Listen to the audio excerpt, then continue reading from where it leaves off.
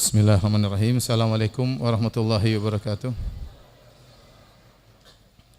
Alhamdulillahi ala ihsanih wa syukru lahu ala taufiqihi wa amtinanih wa asyhadu an la ilaha illallah wahdahu la syarika lahu ta'ziman li sya'nih wa asyhadu anna Muhammadan abduhu wa rasuluhu da'ila ridwanih. Allahumma salli alaihi wa ala alihi wa ashabihi wa ikhwanih.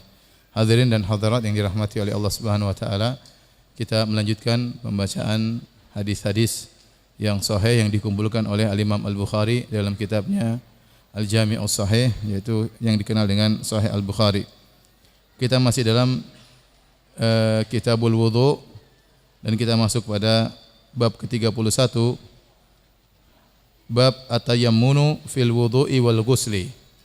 Bab tentang mendahulukan yang kanan dalam berwudu dan tatkala mandi, ya. Kalau al-ghusli dengan dhamma artinya mandi, kalau al-ghusli itu maksudnya mencuci atau membasuh. Hadis ke-167, ya, hadis ini ingin menjelaskan tentang dibawakan oleh Al-Imam Al-Bukhari untuk menjelaskan bahwasanya dalam berwudu kita disunahkan untuk mendahulukan yang kanan. Artinya tatkala kita mencuci tangan, maka tangan kanan terlebih dahulu baru tangan kiri. Tatkala kita mencuci kaki, maka kaki kanan dahulu baru kemudian kaki yang sebelah kiri, dan ini hukumnya sunnah, tidak wajib, ya. Menurut ijma' ulama ahlu sunnah bahwasanya ini hukumnya sunnah. Seandainya ada orang yang berwudu, dia tangan kiri dulu baru tangan kanan, maka wudunya sah. Kalau ada yang berwudu kaki kiri dulu baru kaki kanan, maka wudunya sah, ya. Yang dijadikan sebagai rukun wudu adalah tertib, ya, atau syarat wudu adalah tertib. Tidak boleh kaki lebih dahulu baru wajah, tidak boleh, tapi harus sesuai dengan urutan dalam Al-Qur'an, ya. Idza qumtum ila sholati faghsilu wujuhakum wa aydiyakum ilal marafiq wamsahu bi ru'usikum wa arjulakum ilal ka'bain. Jadi aturan harus tetap berjalan, wajah baru kemudian kedua tangan, baru kepala, baru kaki. Ini enggak boleh terbolak-balik. Barang siapa yang berwudu terbolak-balik, kaki dulu baru wajah, wudunya tidak sah. Tetapi antara kanan dan kiri maka tidak wajib, hanya hukumnya apa? Sunnah, ya, hanya hukumnya sunnah. Ada dalilnya ada dalil umum dan ada dalil khusus. Adapun dalil umum adalah yang akan kita bacakan, adapun dalil khusus sebagaimana telah lalu, bagaimana para sahabat mencontohkan wudu Nabi sallallahu alaihi wasallam, maka mereka mendahulukan tangan kanan baru tangan kiri, kaki kanan baru kaki kiri. Adapun dalil umum, berkata Imam Al-Bukhari, qala haddatsana Musaddad qala haddatsana Ismail qala haddatsana Khalid an Hafsah binti Sirin an Ummi Athiyyah qalat, dari Ummu Athiyyah radhiyallahu taala anha, ia berkata, qala an-nabiy sallallahu alaihi wasallam lahunna fi ghusli ibnatihi, yaitu Nabi sallallahu alaihi wasallam pernah berkata kepada para sahabiat yang mereka sedang memandikan putri Nabi sallallahu alaihi wasallam. Kalau tidak salah Zainab, ya, dimandikan oleh sekumpulan ummahat, ya, mereka memandikan putrinya Zainab, putri Nabi, yaitu Zainab binti Muhammad, ya, radhiyallahu anha yang meninggal dunia. Maka Nabi berkata, ibda'na bimayaminiha, maka mulailah dengan bagian kanan tubuhnya, wa mawadhi'al wudu minha, dan dahulukan juga bagian-bagian anggota tubuh yang digunakan untuk berwudu. Yang menjadi perhatian kita di sini, Nabi berkata, ibda bimayaminiha. Kalau kalian memandikan putriku, maka mulailah mandikan dari sebelah kanan tubuhnya terlebih dahulu, baru kemudian yang kiri. Kemudian juga hadis berikutnya, Al-Imam Al-Bukhari berkata, qala haddatsana Hafs bin Umar qala haddatsana Syu'bah qala akhbarani Ash'athu ibnu Sulaim qala sami'tu abi an Masruq an Aisyah qalat, dari Aisyah radhiyallahu taala anha, dia berkata, kana an-nabiy sallallahu alaihi wasallam yu'jibuhu tayammunu fi tana'ulihi wa tarajjulihi wa tuhurihi fi sya'nihi kullih. Adalah Nabi sallallahu alaihi wasallam suka mendahulukan yang kanan tatkala pakai sendal, tatkala bersisir rambut, tatkala bersuci, dalam segala kondisinya, ya. Ini juga dalil bahwasanya Rasulullah SAW suka mendahulukan yang kanan. Dalam sebagian riwayat, ada dalam riwayat dengan tambahan huruf waw, kana Nabi sallallahu alaihi wasallam yujibu tayammunu fi tana'uli wa tarajjuli wa tuhuri wa fi sya'nihi kullih.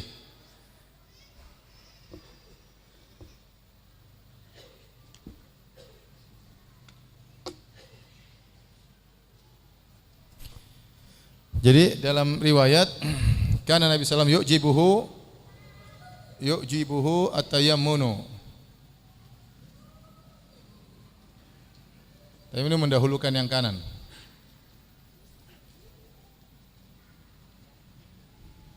Nabi suka mendahulukan kanan fi tana'ulihi tatkala pakai sendal, demikian juga pakai sepatu dan seterusnya. Wa tarajjulihi, menyisir rambut. Jadi kalau Nabi menyisir rambut, Nabi sisir bagian kanan terlebih dahulu, baru kemudian menyisir sebelah kiri. Kemudian wa tuhurihi, tatkala bersucinya. Kemudian di sini fi sya'ni kullihi. Fi sya'nihi kullihi, dalam segala kondisinya, dalam segala kondisi Nabi. Artinya kata Ibnu Hajar, maksudnya tatkala safar,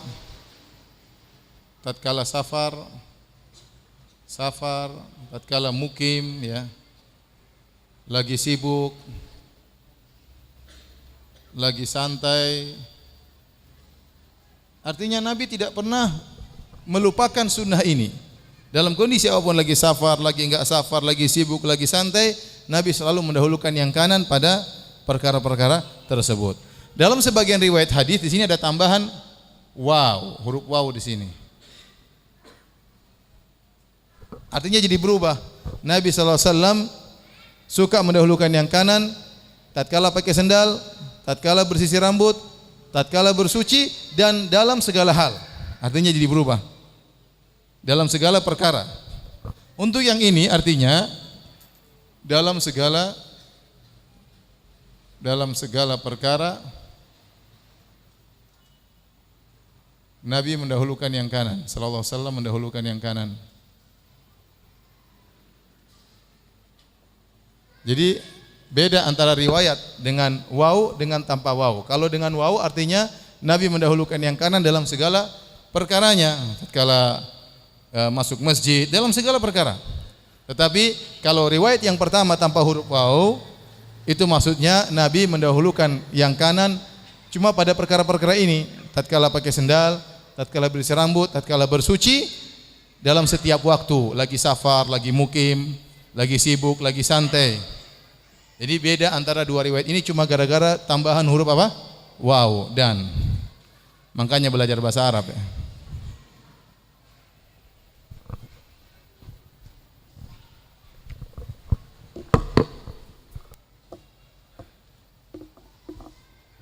Dan dua-duanya riwayat yang sahih, dan maknanya tidak jauh berbeda. Hanya saja pada riwayat yang pertama tanpa huruf waw artinya Nabi benar-benar perhatian, selalu memperhatikan sunnah ini dalam segala kondisi, lagi safar, lagi mukim, lagi santai, lagi sibuk, ya, lagi perang, dalam segala kondisi dia tidak lupa. Perkara yang kedua, umum, Nabi mendahulukan yang kanan dalam pakai sendal, sisir rambut, bersuci, dalam segala hal yang baik-baik. Dan biasanya para ulama memperhatikan lafal yang kedua yang ada wawunya, sehingga mereka menjadi hadis ini sebagai dalil umum untuk perkara-perkara yang baik hendaknya kita mulai dengan yang kanan. Bukan cuma terbatas pada sisir rambut, pakai sendal dan bersuci.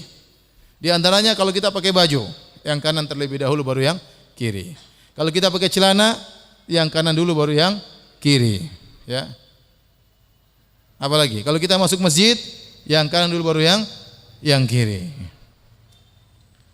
Seperti itu. Dalam segala hal, segala perkara yang baik, maka kita mendahulukan yang kanan baru yang kiri. Nah, kalau kita pakai baju kanan dulu baru kiri, dapat pahala atau tidak? Dapat pahala, karena itu sunnah Nabi sallallahu alaihi wasallam. Nabi suka seperti itu. Nabi suka. Ini adab Islami, mendahulukan yang kanan daripada yang kiri. Kata para ulama, kecuali pada perkara-perkara yang di situ ada menghilangkan kotoran dan yang lainnya atau yang kurang baik, maka mendahulukan yang kiri. Contoh, masuk WC maka mendahulukan yang kiri. Contoh, keluar masjid maka mendahulukan yang kiri. Contoh, melepaskan sendal maka mendahulukan yang kiri. Kalau pakai sendal pakai kaki kanan, kalau lepas sendal dahulukan yang kaki kiri. Ini adalah sunnah yang hendaknya dikerjakan oleh kita dalam kehidupan kita sehari-hari. Toh setiap hari kita akan pakai sepatu, setiap hari kita pakai sendal, setiap hari kita pakai baju, setiap hari kita masuk WC, setiap hari kita masuk masjid. Kalau kita biasakan sunnah ini, pahala terus mengalir. Demikian juga sebagian ulama mengatakan lebih utama solat di sebelah kanan imam daripada sebelah kiri. Ya. Sebelah kanan imam lebih utama daripada sebelah kiri imam. Ya. Taib. Kalau sikat gigi, pakai tangan atau tangan kiri? Sikat gigi kanan atau kiri? Kalau cebok, kanan atau kiri? Membersihkan kotoran cebok kan? Sekarang kalau membersihkan kotoran gigi, kanan atau kiri? Antum tidak kepancing, saya ulangi lagi. Kalau cebok, kanan apa kiri? Kiri. Ya. Kalau itu membersihkan kotoran depan maupun kotoran belakang. Nah kalau membersihkan kotoran gigi dengan bersiwak, kanan-kanan, tangan kanan, tangan kiri? Nah, ada yang berani, Masya Allah. Benar, ada khilaf di kalangan para ulama. Mana yang lebih digunakan, kanan atau kiri? Kalau ditinjau dari membersihkan kotoran, maka seharusnya kiasnya pakai tangan kiri. Tetapi dari sisi siwak adalah ibadah. Nabi suka bersiwak, ya, selalu bersiwak, maka dinilai dari siwak adalah ibadah, maka kita mendahulukan tangan kanan. Ya. Sama seperti mencukur rambut. Mencukur rambut, mana yang duluan? Membersihkan kotoran kepala. Bagian kepala kanan atau bagian kepala kiri? Hah? Bebas ya? Bebas. Ya bebas, memang enggak masalah, dari belakang dulu juga enggak apa-apa. Cuma maksud saya sunnahnya mana? Kiri atau kanan lebih dahulu? Ini membabil izalah, membersihkan. Dari sisi membersihkan seharusnya kiasnya kita yang kiri dulu baru yang kanan. Karena kalau untuk yang membersihkan menghilangkan kotoran, maka kiri didahulukan daripada kanan. Tetapi untuk tatkala kita umrah kita bertahallul dengan gundul, maka gundul itu adalah ibadah. Makanya Nabi SAW tatkala beliau bertahallul gundul, yang beliau cukur bagian kepala kanan terlebih dahulu, baru bagian kepala kiri. Ya. Paham? Kalau saya bicara tentang gundul, saya selalu ingat kisah waktu saya hajian sama seorang teman. Kemudian kita selesai lempar jamarat, kita cukur rambut. Kemudian kita pergi ke tempat pencukuran rambut, ternyata ngantrinya luar biasa, mahal, 35 real kalau tidak salah, tapi ngantrinya luar biasa. Ternyata ada yang versi murah ya. Versi murah 10 real, 15 real, resiko darah ya. Ada resikonya. Resiko pertama kepala berdarah-darah, resiko kedua kalau ada polisi kabur orangnya. Maka gimana nih? Aduh itu lama sekali, kita mau pingin segera pakai baju, kalau enggak cukur enggak pakai baju. Ya udah kita yang versi murah saja. Ya udah. Akhirnya tukang cukurnya ada orang Afrika hitam ya. Kemudian siapa duluan ya? Ustaz duluan, menghormati Ustaz. Ya sudah saya duluan. Bismillah, sudah gundul selesai, terus gantian kawan saya. Begitu dia baru cukur separuh, datang polisi, kaburlah itu. Akhirnya masih separuh rambutnya, kemudian kita jalan pulang lanjutkan di kemah ya. Tapi dia menjalankan sunnah ya, meskipun resikonya dikejar polisi. Baik, kita lanjutkan. Ini dibawakan oleh Imam Al-Bukhari, intinya untuk menjelaskan bahwasanya kalau berwudu sebelah kanan dulu baru sebelah kiri. Ya, paham? Kalau wajah tidak ada kanan kiri, langsung apa? Sekaligus. Kalau hidung juga enggak ada hidung kanan, enggak ada hidung kiri, enggak ada, sekaligus. Ya, paham ya? Telinga juga apa? Sekaligus. Kepala juga sekaligus. Yang berkaitan kanan kiri cuma tangan dan kaki. Baik, kita lanjutkan hadis berikutnya. Babun iltimasul wudu idza hanatis salat. Bab mencari atau iltimasul wudu, mencari air wudu jika tiba waktu salat. Al wudu kalau dengan dhamma al wudu berarti perbuatan wudu. Tapi kalau dengan fathah al wudu berarti airnya, ya. Kalau as-suhur artinya makan sahur, tapi kalau as-sahur itu makanannya, Taib. Wa qalat Aisyah berkata, hadaratis subhu faltumisal ma'u falam yujad. Telah tiba waktu salat subuh, maka orang-orang mencari air untuk berwudu, namun mereka tidak mendapatkan air wudu tersebut. Fanazalat tayammum, maka turunlah ayat tentang tayammum. Hadis ini dibawakan oleh Imam Al-Bukhari berkaitan dengan wudu. Beliau ingin menjelaskan bahwasanya kewajiban berwudu itu baru wajib kalau sudah tiba waktu salat. Baru kita disunahkan, artinya baru silakan mencari air wudu. Adapun sebelum itu maka tidak wajib. Tidak harus orang berwudu sebelum azan, tidak harus. Seandainya ada yang berwudu sebelum azan itu baik. Tetapi tidak harus dia berwudu sebelum azan. Dia hanya wajib berwudu kalau dia hendak salat, ya. Dalilnya apa? Dalilnya Aisyah berkata, tatkala tiba waktu salat subuh, orang-orang baru mencari air, ternyata tidak ada air, maka turun ayat tayammum. Dalilnya apa? Nabi tidak mengingkari mereka. Nabi tidak mengatakan, "Kenapa kalian tidak berwudu sebelumnya?" Ini dalil bahwasanya tidak mengapa kita baru berwudu tatkala sudah tiba azan.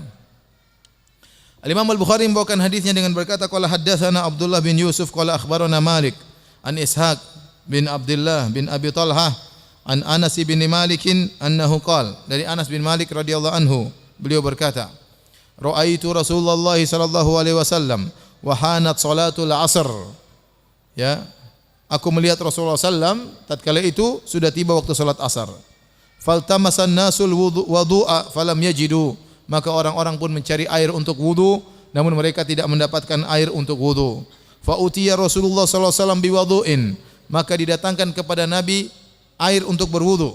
Disebutkan dalam sebagian riwayat yaitu fi qadhin, di sebuah gelas. Ada yang terbuat dari kaca dalam sebagian riwayat, qadah, gelas yang kecil, yang sempit, ya. Fa wada'a Rasulullah sallallahu alaihi wasallam fi dzalikal ina yadahu, maka Rasulullah sallallahu alaihi wasallam meletakkan tangannya dalam gelas tersebut atau dalam bejana tersebut. Wa amara an-nasa ayatawaddau minhu, dan Nabi berkata, berwudulah dari sini, dari air ini. Fara'aitul ma'a yambu'u min tahti asabihi hatta tawaddau min 'indi akhirihim, maka aku melihat air keluar dari jari-jari Nabi sallallahu alaihi wasallam, dan orang-orang berwudu dari air yang memancar dari jari-jari Nabi sallallahu alaihi wasallam sampai seluruh sahabat berwudu dari situ. Dalam sebagian riwayat jumlah mereka 300 orang. Dalam sebagian riwayat jumlah mereka 800 orang. Dalam sebagian riwayat jumlah mereka 1.500 orang. Semuanya berwudu dari air yang terpancar dari jari-jari Nabi sallallahu alaihi wasallam. Ini salah satu mukjizat Rasulullah sallallahu alaihi wasallam. Intinya hadis ini menjelaskan bahwasanya Nabi tidak mengingkari para sahabat yang mereka baru mencari air wudu tatkala sudah masuk salat apa? Asar. Ternyata mereka tidak dapat air, maka Allah mentakdirkan ada mukjizat. Didatangkan air kepada Nabi, air yang sedikit, maka Nabi mencelupkan tangannya, Nabi mempancarkan tangannya, maka keluar air dari jari-jari Nabi sallallahu alaihi wasallam. Para ulama banyak yang mengatakan bahwasanya mukjizat keluarnya air dari jari-jari Nabi ini lebih hebat daripada mukjizat keluar air dari batu. Ya. Kita tahu bahwasanya di antara mukjizat Nabi Musa alaihissalam, ya, fadrib bi asakal hajar, ya, fambajasat minhu ithnata asyrata aina. Kata Allah, pukulkan tongkatmu ke batu, maka akan keluar air 12 air dari batu tersebut. Ini menakjubkan memang, ya. Jadi Bani Israel waktu mereka pergi meninggalkan kota Mesir, maka mereka berjalan di tengah perjalanan melewati gurun dan yang lainnya, mereka kehausan. Maka mereka mengatakan, wahai Musa, mintalah air pada Tuhanmu, kita kehausan. Maka Allah perintahkan, wahai Musa, pukulkanlah tongkatmu kepada sebuah batu. Batu itu diangkat, wahai Musa pukul tongkat, kemudian keluar 12 keran dari batu tersebut. Maka kenapa 12? Karena Bani Israel jumlahnya berapa? 12 suku. Maka kemana-mana mereka bawa batu tersebut. Kalau lagi haus tinggal diketuk, keluar apa? Air, ya. Ini mukjizat luar biasa. Air keluar dari batu. Tetapi kata para ulama, lebih hebat lagi air keluar dari daging dan tulang, yaitu dari tubuh Nabi sallallahu alaihi wasallam, ya. Sehingga sebagian mengatakan mukjizat ini lebih hebat daripada mukjizatnya Nabi Musa alaihi salam.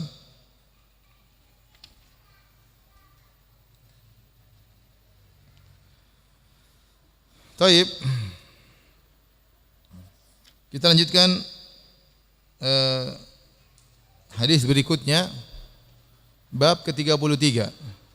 Bab al-ma'ul ladzi yuksalu bihi sya'rul insan. Bab tentang air yang digunakan untuk mencuci rambut manusia.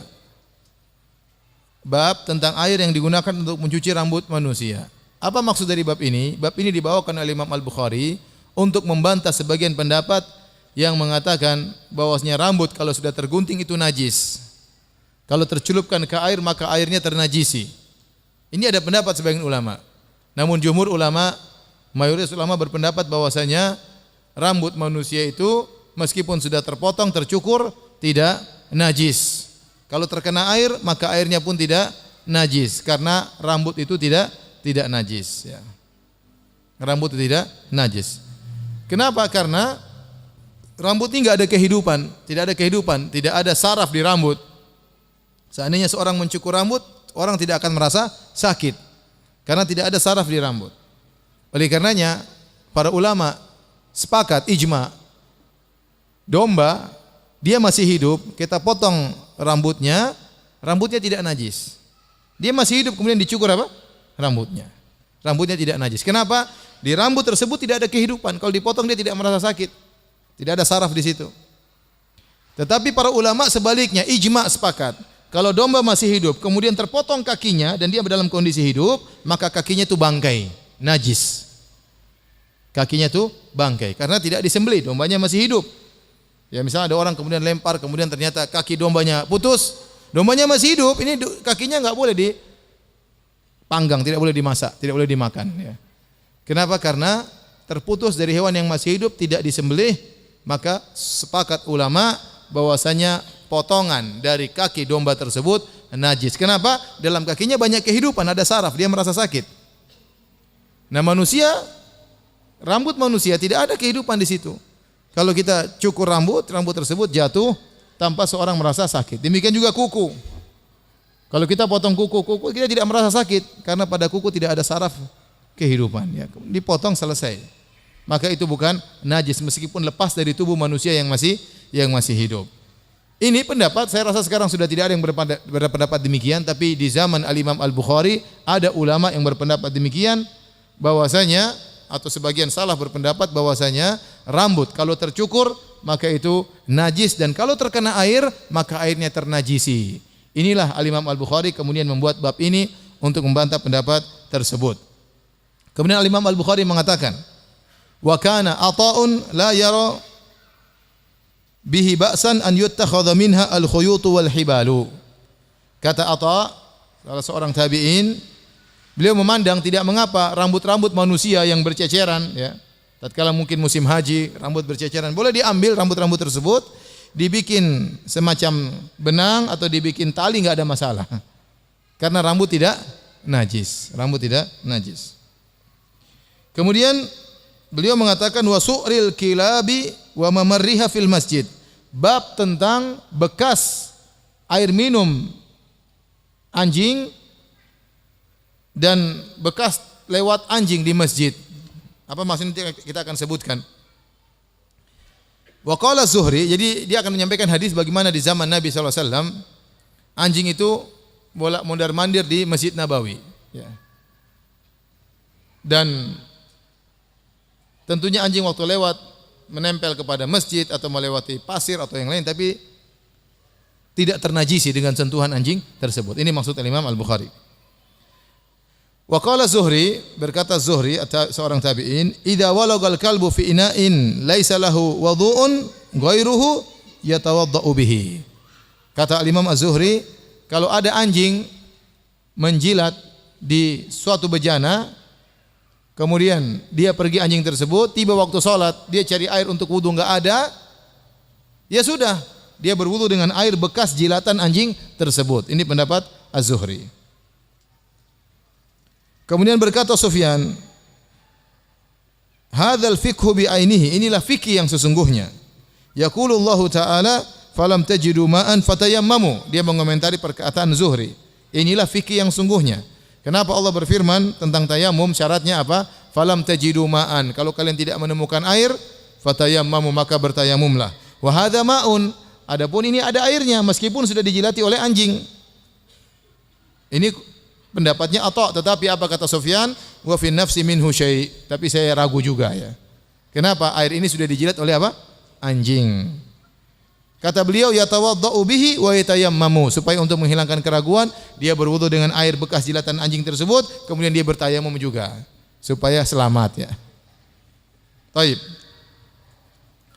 Pertama yang kita bahas adalah bab tentang bahwasanya rambut manusia tidaklah najis.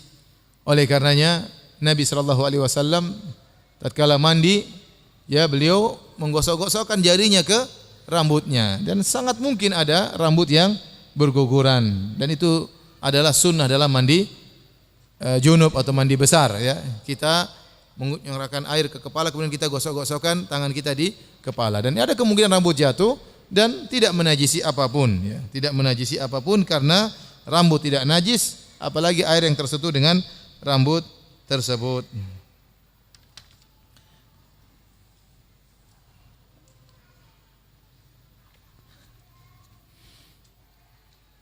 Baik, di antara dalil yang disebutkan, mulai kita masuk hadis-hadisnya.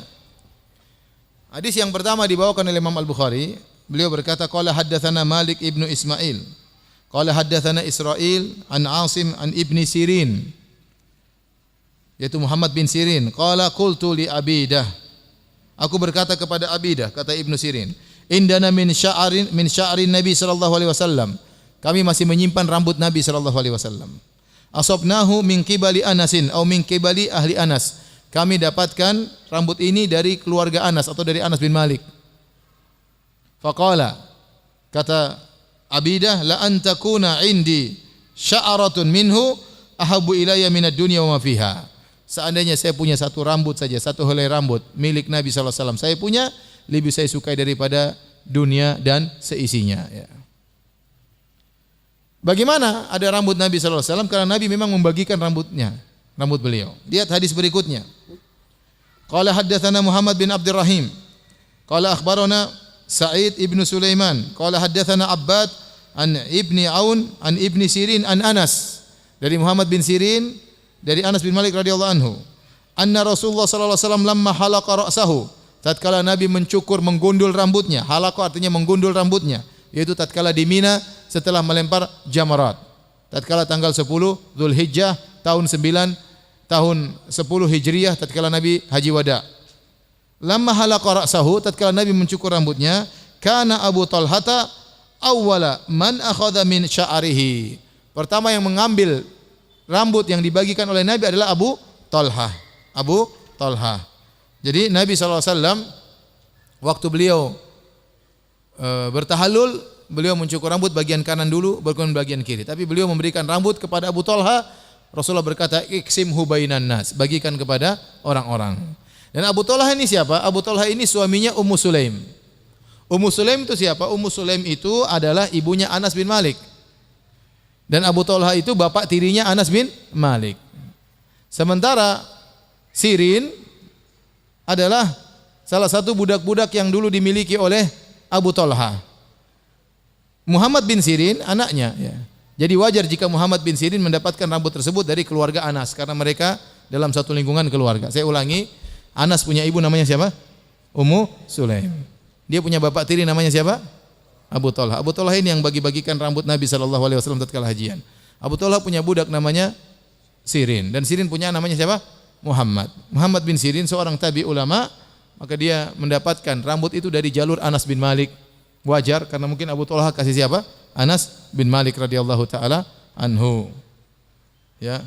Dan rambut Nabi jelas dibagi-bagikan menunjukkan rambut tersebut tidak najis. Kalau ternyata rambut itu najis, tidak mungkin Nabi membagi-bagikan apa? Najis. Kalau ada yang berkata itu cuma kekhususan Nabi, berbeda dengan rambut-rambut yang lainnya, kita bilang tidak boleh kita mengatakan kekhususan kecuali ada dalilnya. Asalnya apa yang berlaku pada Nabi juga berlaku pada umatnya. Kecuali ada dalil yang menunjukkan kekhususan, ini hanya untuk Nabi, kalian tidak boleh. Contoh seperti Nabi boleh beristri lebih dari 4. Itu hanya kekhususan Nabi. Makanya para sahabat yang punya istri lebih dari 4, Nabi suruh ceraikan yang kelima. Ya. Yang punya istri 10, Nabi suruh ceraikan 6. Tinggal berapa? 4. Yang punya istri satu bertahanlah, jangan macam-macam ya.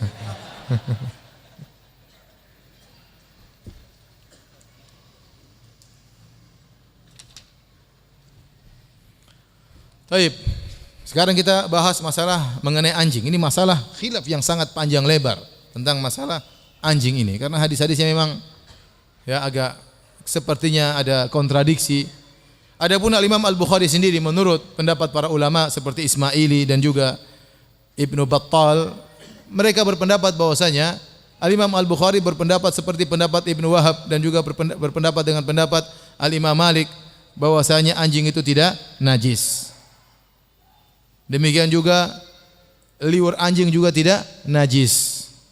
Sehingga bekas air yang dijilat oleh anjing juga tidak najis. Tapi Nabi kenapa suruh bersihkan? Karena ta'abbudi. Karena begitu perintah Nabi sallallahu alaihi wasallam, bukan karena najis. Ya, ini pendapat. Ini pendapat Imam Malik dan juga diikuti oleh Al-Imam Al-Bukhari rahimahullah menurut zahir dari hadis-hadis yang beliau bawakan. Adapun hadis yang menunjukkan bahwasanya air atau liur anjing itu najis sebagaimana dijadikan dalil oleh jumhur ulama adalah hadis berikut, hadis 172. Kata Imam Al-Bukhari, qala haddatsana Abdullah bin Yusuf an Malik an Abi Zinad anil A'raj an Abi Hurairah qala, dari Abu Hurairah radhiyallahu anhu beliau berkata, inna Rasulullah sallallahu alaihi wasallam qala, bahwasanya Rasulullah sallallahu alaihi wasallam bersabda, idza syaribal kalbu fi ina'i ahadikum falyaksilhu sab'an. Jika anjing minum dari bejana salah seorang dari kalian, maka hendaknya dia mencucinya 7 kali. Mencucinya 7 kali. Jumhur ulama berpendapat tidaklah disuruh dicuci bejana 7 kali kecuali karena ini ternajisi dengan najis yang berat. Dengan najis yang berat. Ya. Saya akan sampaikan logika jumhur.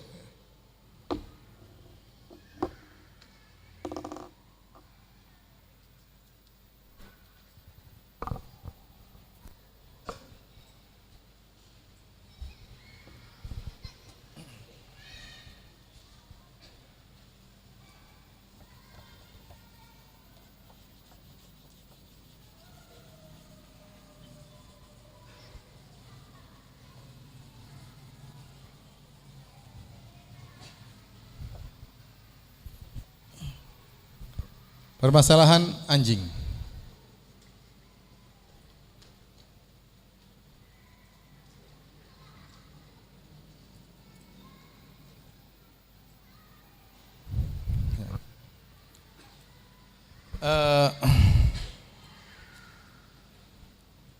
Ada 2 pendapat ya, jumhur ulama, mayoritas ulama dan Imam Malik.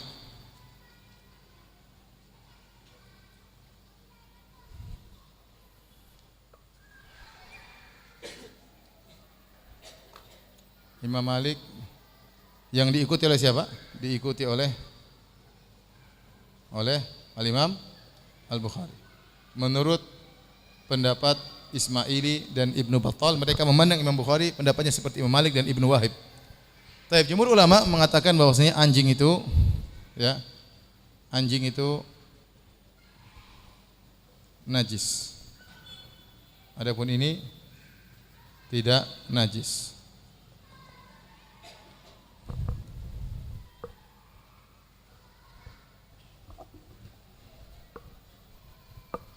Dalilnya,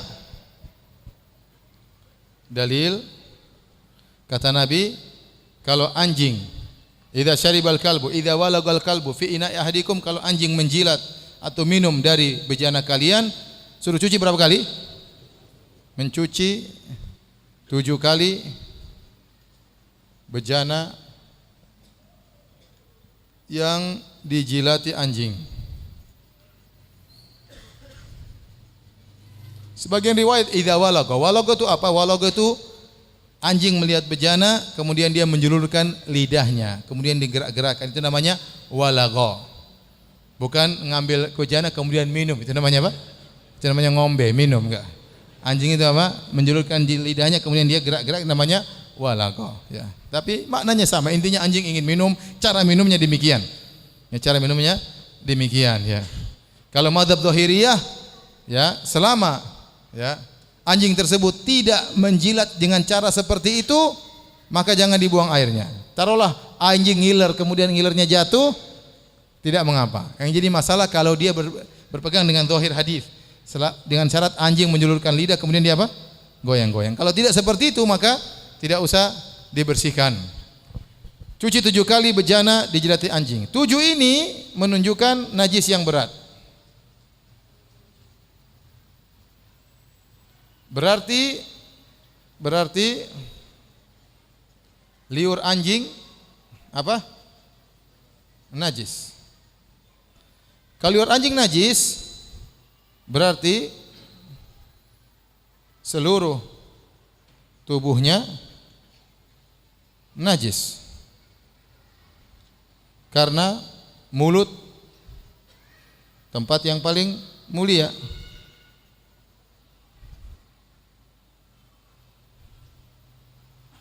Kalau mulut najis,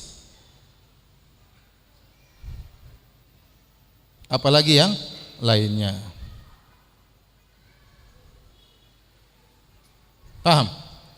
Apalagi dalam sebagian riwayat kata Nabi SAW, tuhuru ina'i ahadikum idza walagha fihil kalbu, dan seterusnya. Sucinya bejana kalian, bejana kalau dijilat anjing, maka cuci berapa kali? Cuci 7 kali. Maksud saya lafal tohuru sucinya ini menunjukkan asalnya najis sebelum dicuci. Asalnya najis sebelum dicuci. Jadi ini logika jumhur ulama terutama mazhab Syafi'iyah, bahwasanya anjing itu seluruhnya najis, ya. Kalau liurnya saja najis, apalagi badannya tentu berkeringat. Ada keringatnya, kena bulunya, maka najis. Kakinya, apalagi kencingnya, apalagi beolnya, lebih najis daripada liurnya. Tapi bagaimana logikanya Al-Imam Malik dan Al-Imam Bukhari dan yang lainnya? Mereka bukan ikut hawa nafsu, tapi mereka juga punya dalil. Ya. Dalil mereka, ya, di antaranya nanti akan kita baca. Ya, Ibnu Umar berkata, anjing di zaman Nabi kanatil kilabu tukbil wa tutbir. Anjing mondar-mandir di masjid. Setelah kencing kemudian mondar-mandir di masjid dan tidak dicuci sama sekali masjid tersebut, dan tidak dicuci sama sekali bagian masjid. Bahkan ada sebagian ulama yang lebih ekstrim, kata mereka semua air kencing hewan semuanya tidak ada yang najis, termasuk air kencing anjing. Dalilnya ini hadis Imam Ibnu Umar dalam Sahih Bukhari. Anjing kencing masuk keluar masjid tidak ada yang pel. Tetapi kita tidak berbicara tentang pendapat tersebut, yang kita bicara tentang bahwasanya tubuh anjing tidak apa? Najis. Mungkin dia kencing di luar, setelah itu dia masuk lalu lalang ke masjid, seandainya badannya najis, kakinya najis, pasti akan dia apa? Dibersihkan. Atau paling tidak Nabi akan melarang anjing lalu lalang di masjid karena ini barang najis. Bagaimana barang najis bisa lalu lalang di masjid? Karena kita diperintahkan untuk memuliakan apa? Masjid. Sehingga ini dijadikan dalil bahwasanya anjing tubuhnya tidak najis. Yang kedua, bolehnya memakan, ya, hasil buruan anjing.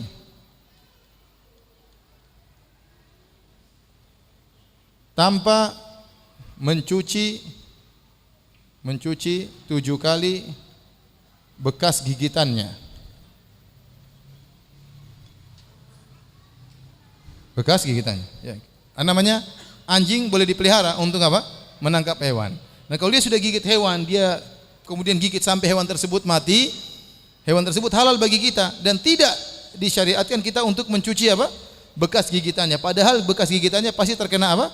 Air liur anjing. Paham? Ini antara dalil. Terus juga dibolehkan kita memiliki anjing untuk keperluan, anjing untuk berburu, kemudian anjing untuk menjaga, itu diperbolehkan, ya. Kalau memang jilitannya najis maka sangat merepotkan, memberatkan bagi bagi orang-orang yang memiliki anjing tersebut. Lantas bagaimana dengan hadis ini? Mengapa Nabi suruh mencuci 7 kali? Kata mereka, adapun disuruh cuci 7 kali karena ta'abudiyah, yaitu artinya sekedar menjalankan perintah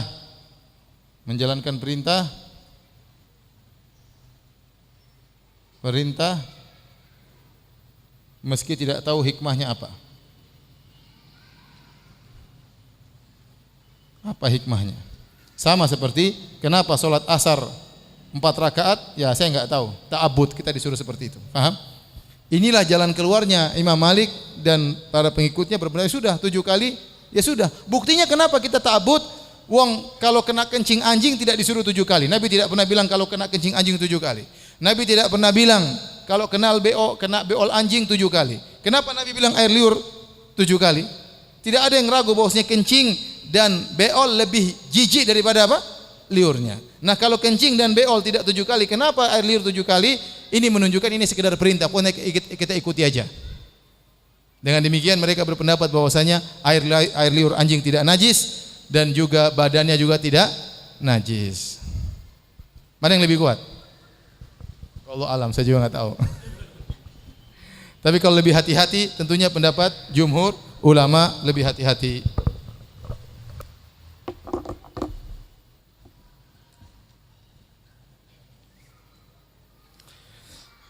Taib, kita lanjutkan.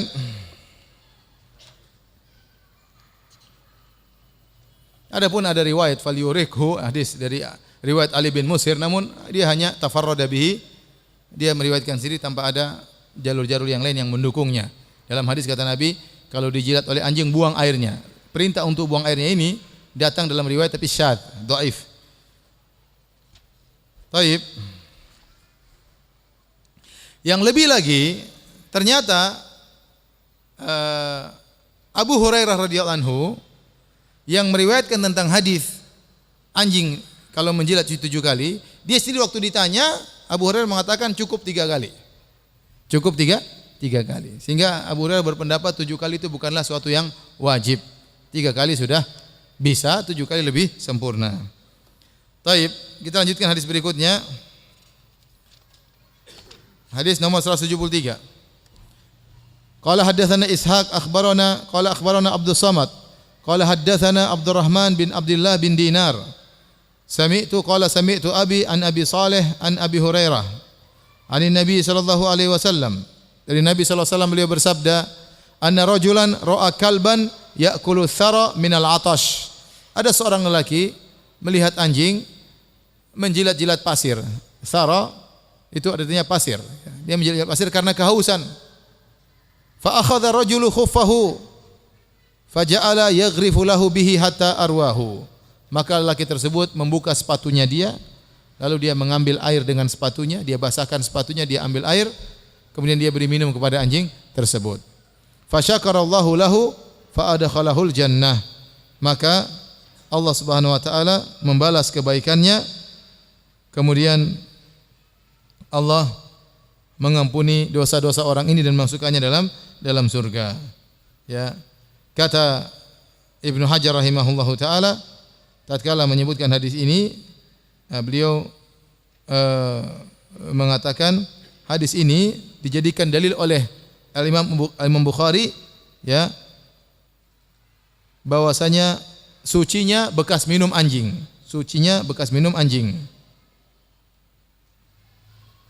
Karena tentunya setelah itu orang itu mungkin dia akan memakai sepatunya lagi dan tidak mengapa, ya.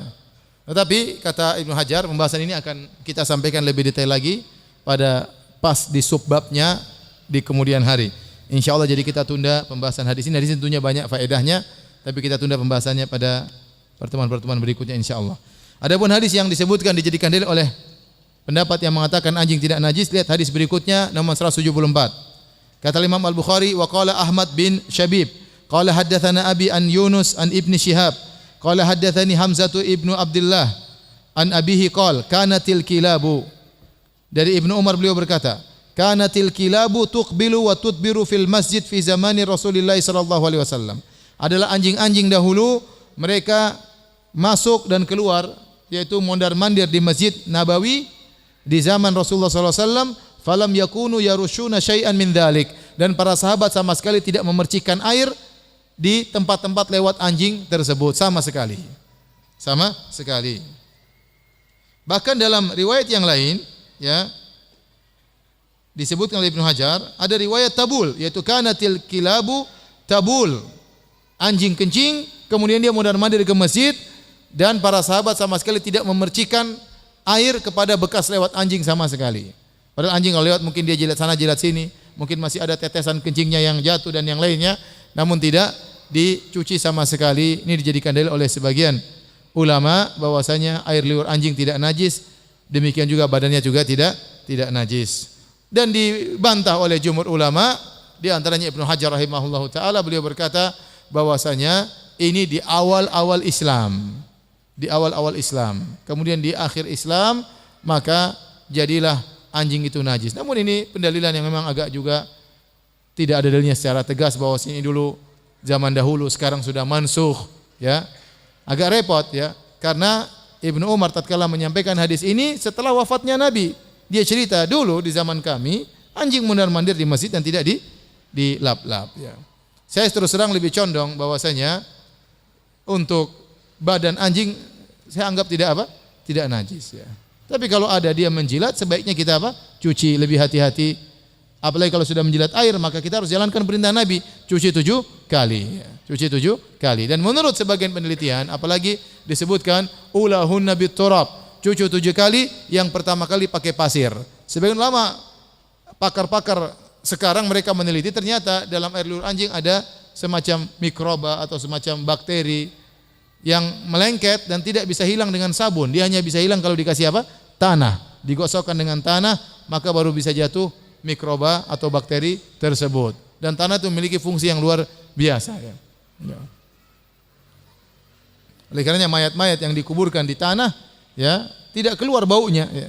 Tapi kalau misalnya dikuburkan selain di tanah, akan keluar baunya. Tanah itu punya fungsi yang spesial, ya. Sehingga ini menguatkan bahwasanya kenapa Nabi menyuruh mencuci pakai tanah, karena ada sesuatu di air liur anjing. Wallahu taala a'lam. Tapi yang saya simpulkan, ya, bahwasanya kalau dijilat oleh anjing maka hendaknya kita bersihkan, ya, karena ternajisi. Tetapi kalau hanya kena badannya, ekornya, kakinya, maka insya Allah tidak najis. Berdasarkan hadis-hadis yang telah kita sebutkan, ini pendapat Imam Al-Bukhari dan pendapat Imam Malik rahimahullahu jami'an.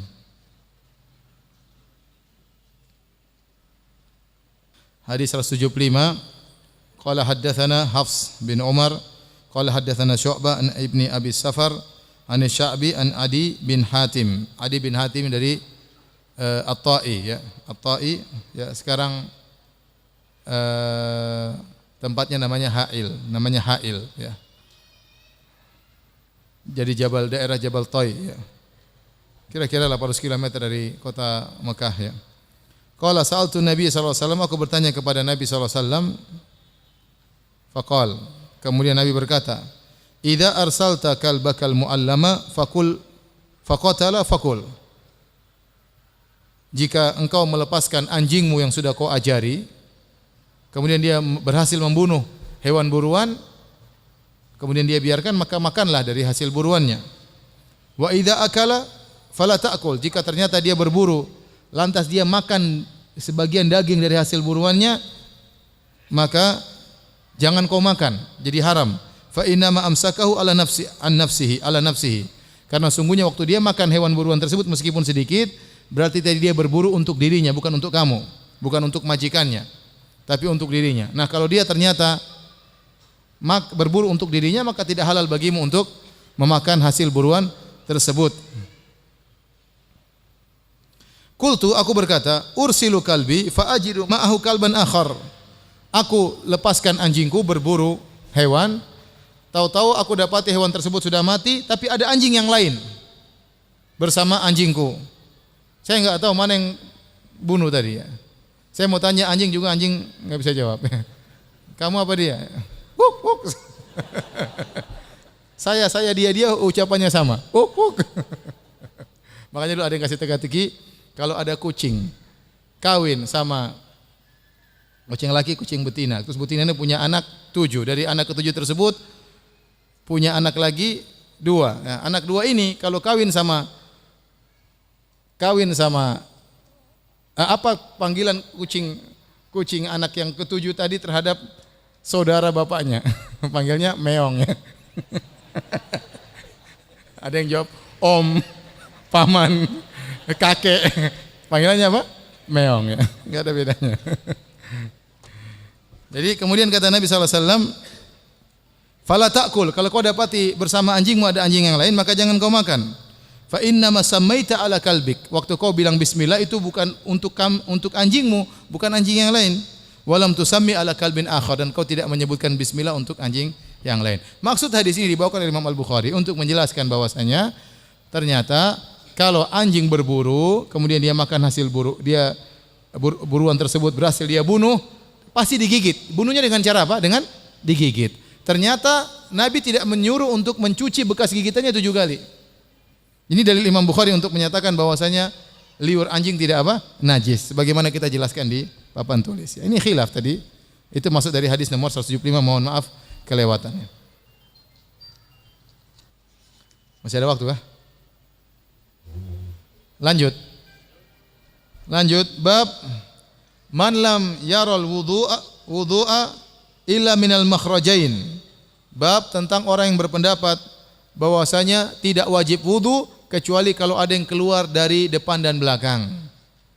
Dari kubul dan dubur, itu saja. Adapun dari sebab yang lain seperti muntah ya, atau seperti hal-hal yang lain, hijamah, bekam, maka tidak wajib wudu. Jadi Imam Al-Bukhari ingin menyampaikan, ada sebagian ulama berpendapat bahwasanya wudu itu hanya batal, hanya wajib wudu kalau ada yang keluar dari depan dan belakang. Contohnya ghaid, yaitu kotoran dari belakang, dari depan contohnya adalah air kencing atau madhi, ya ini semua yang keluar dari depan dan belakang, maka ini membatalkan wudu. Illa al-makhrajaini minal qubul wad dubur liqaulihi ta'ala au jaa ahadum minkum minal ghaid. Hanya itu yang batalkan wudu karena Allah berfirman, atau salah seorang dari kalian balik atau setelah buang air besar maka hendaknya dia berwudu. Taib. Kemudian beliau menyampaikan pendapat para salaf. Yang pertama waqala Atha, berkata Atha bin Abi Rabah. Fi man yakhruju min duburihi ad-dudu aw man min dzakarihi nahul qamlah yu'idul wudu. Atha berpendapat bahwasanya kalau seorang dari duburnya keluar cacing, maka dia harus wajib wudu karena ini keluar dari belakang. Pokoknya yang keluar dari depan dari belakang maka membuat wajib wudu meskipun dia bukan kotoran, bukan kotoran. Kemudian demikian juga kalau ada sampai semacam binatang keluar dari zakar seseorang karena dia terkena penyakit, keluar binatang dari zakarnya, maka dia juga wajib apa? Wudu. Ini pendapat. Kata Atha dia harus mengulangi wudunya. Adapun Jabir bin Abdullah radhiyallahu anhu, beliau berkata, "Idza dhahika fi sholati a'adda sholata wa lam yu'idil wudu." Jabir berkata, kalau seorang tertawa dalam salat, maka batal salatnya, dia harus ulangi salatnya, tetapi wudunya tidak batal. Seakan-akan dia berkata tertawa tidak membatalkan apa? Wudu. Wa qala Al-Hasan Al-Basri, tabi'in, berkata, "In akhadha min sya'rihi wa adhfarihi aw khala'a khuffaihi fala wudu'a alaihi." Kata Al-Hasan, kalau seorang mencukur rambutnya tidak batal wudu. Kalau seorang memotong kukunya tidak batal wudu. Kalau seorang setelah berwudu kemudian pakai khuf, kemudian khufnya dia buka, wudunya pun tidak batal. Wudunya pun tidak batal setelah dia mengusap khuf. Dia mengusap khuf, kemudian dia salat, kemudian setelah salat dia buka khufnya, wudunya tidak batal. Ini masalah khilaf. Sebagian ulama mengatakan tatkala seorang berwudu kemudian dia batal berwudu, kemudian dia pakai khuf, kemudian dia batal, maka dia boleh tatkala berwudu mengusap khuf. Sehingga khuf itu pengganti kaki. Nah, kalau di tengah jalan dia buka khufnya, berarti batal. Karena pengganti kakinya lepas akan-akan. Ya. Adapun Hasan mengatakan tidak batal. Wa qala Abu Hurairah, la wudu'a illa min hadath. Kata Abu Hurairah tidak ada wudu, tidak wajib wudu kecuali karena hadas. Azan ya. Baik. Ini panjang ya. Kayaknya kita lanjutkan pertemuan berikutnya saja ya. Nanti habis sholat kita buka tanya jawab. Wallahu ta'ala alam bisawab. Bismillahirrahmanirrahim. Alhamdulillah salatu wassalamu ala Rasulillah wa ala alihi wa sahbihi wa ala. Banyak pertanyaan yang masuk, banyak juga di luar tema ya. Kita jawab yang mampu kita untuk jawab. Pertanyaan pertama, apakah jika habis mandi lalu berwudu, lalu mengelap badan kita dengan handuk, wudunya hilang? Terus jika kita mengelap kemaluan habis wudu dengan berhanduk, apakah termasuk batal wudunya? Tidak ya. Jadi membersihkan atau mengelap air bekas wudu dari badan kita tidak membatalkan apa? Wudu ya. Habis wudu kemudian kita kedinginan, kita pakai pengering supaya hilang air, tidak membatalkan wudu.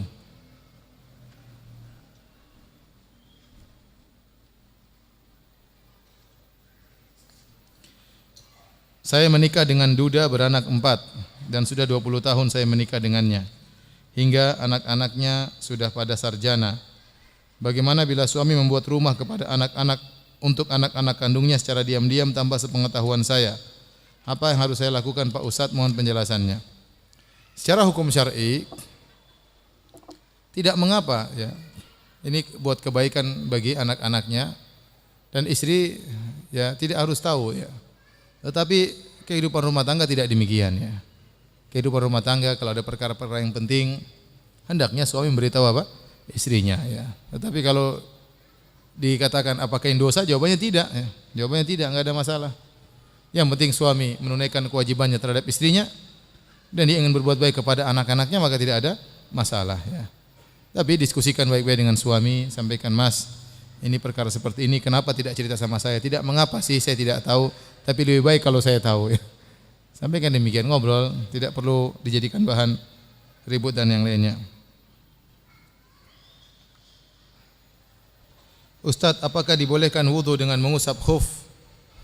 Syaratnya harus sudah wudu terlebih dahulu sebelum memakai khuf. Iya, jadi kalau seorang ingin mengusap di atas khuf, hendaknya dia tatkala memakai khuf dalam kondisi bersuci. Jadi dia sudah wudu, kemudian dia pakai khuf atau dia pakai kaos kaki yang melebihi mata kaki. Kemudian nanti kalau dia batal, dia tidak perlu lagi untuk buka kaos kakinya atau buka sepatunya. Tinggal dia mengusap di atas kedua khufnya. Itu cara atau syarat untuk mengusap di atas khuf.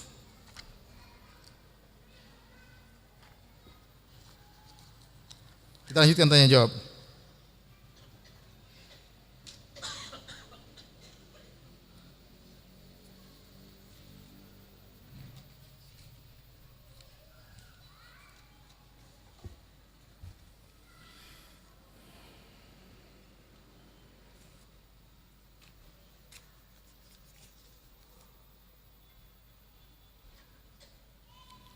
Ustadz, kalau kita sedang berwudu, kita sudah berwudu, lalu tiba-tiba ada yang ngagetin, lalu kita kaget. Apakah wudu kita batal? Ya enggak lah. Kecuali antum kaget terus kentut, ya batal. Tapi kalau cuma kaget saja tidak membatalkan wudu. Insyaallah pertemuan berikutnya kita akan bahas pembatal wudu. Baik pembatal wudu yang disepakati maupun yang diperselisihkan. Banyak yang diperselisihkan, seperti muntah, seperti angin keluar dari kemaluan wanita, bukan dari belakang tapi dari kubul, seperti ifrozat, seperti keputihan, apa itu membatalkan wudu atau tidak. Ini insyaallah pada pertemuan pekan depan insyaallah.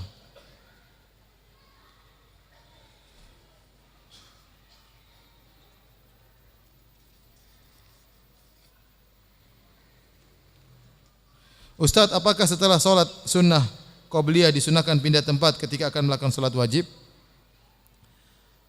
Masalah pindah tempat tatkala sholat wajib terus pengen sholat sunnah kita pindah tempat atau sebaliknya, ini masalah diperselisihkan oleh para ulama. Sebagian ulama memandang hadisnya diperselisihkan apakah dia sahih atau dhaif ya.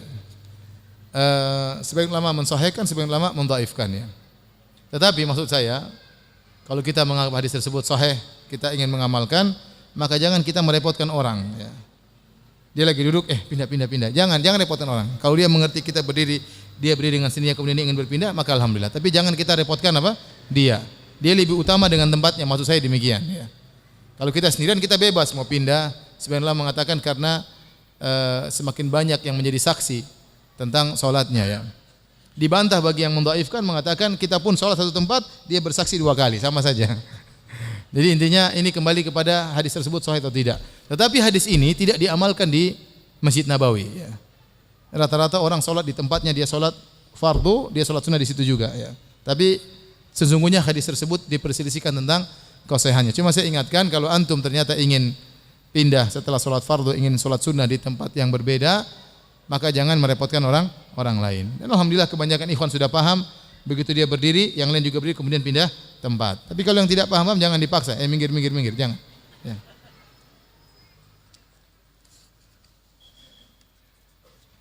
Apakah hukumnya jika suami tidak adil dalam bagian hak istri-istrinya? Masya Allah. Suaminya terancam dengan neraka jahanam, melakukan dosa besar, berjalan pada hari kiamat kelak badannya miring. Itu hukumannya. Man kanat lahum ra'atani famala ila ihdahuma jaa yaumal qiyamah wa shikkuhu ma'il. Barang siapa yang man kana lahum ra'atani, barang siapa yang memiliki 2 istri, kemudian dia condong kepada salah satunya, maka dia akan datang pada hari kiamat badannya apa? Miring. Badannya miring ya. Ini menunjukkan tidak adil terhadap istri, dosa besar. Kenapa? Sampai Nabi sebutkan secara khusus. Hukuman secara khusus dipermalukan tatkala di padang mahsyar dengan berjalan badannya apa? Miring. Hati-hati antum kalau menikah berpoligami ya, hendaknya berusaha untuk adil. Semaksimal antum. Jangan antum tidak adil, akhirnya antum dipermalukan pada hari kiamat jalannya miring. Orang-orang datang, ya akhi, kenapa ente miring ya akhi?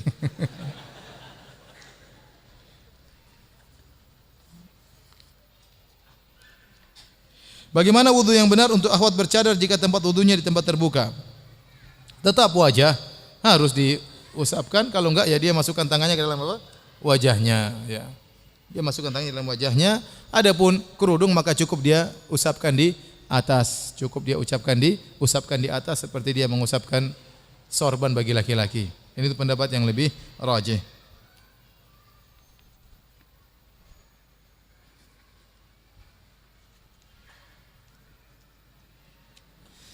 Bagaimana salat kita jika kita lupa membaca doa sesudah wudu? Doa sesudah wudu hukumnya sunnah, tidak wajib.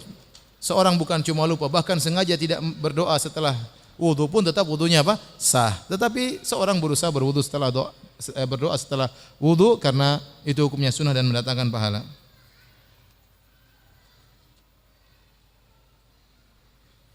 Ana mau bertanya, ketika hendak berpergian ana berwudu.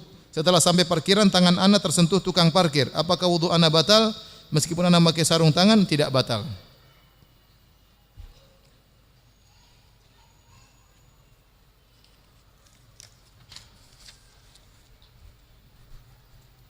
Tapi ada banyak pertanyaan, insyaallah akan dijawab pada pertemuan berikutnya tentang batal-batal wudu.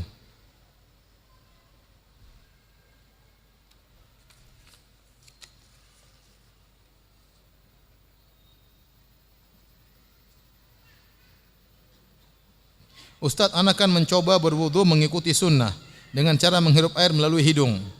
Nah, anak sering terkali tersedak, Ustaz. Apakah wudu anda tetap sah? Iya, tetap sah ya. Seandainya kemudian keminum ya, tetap sah, tidak jadi masalah ya. Yang keluar cuma sedikit ya.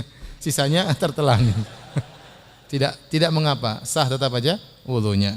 Tapi demikian saja kajian kita, insyaallah kita lanjutkan Selasa depan dengan izin Allah Subhanahu wa taala. Kurang lebihnya saya mohon maaf. Subhanakallah bihamdik asyhadu alla ilaha illa anta astaghfiruka wa atubu ilaik. Assalamualaikum warahmatullahi wabarakatuh.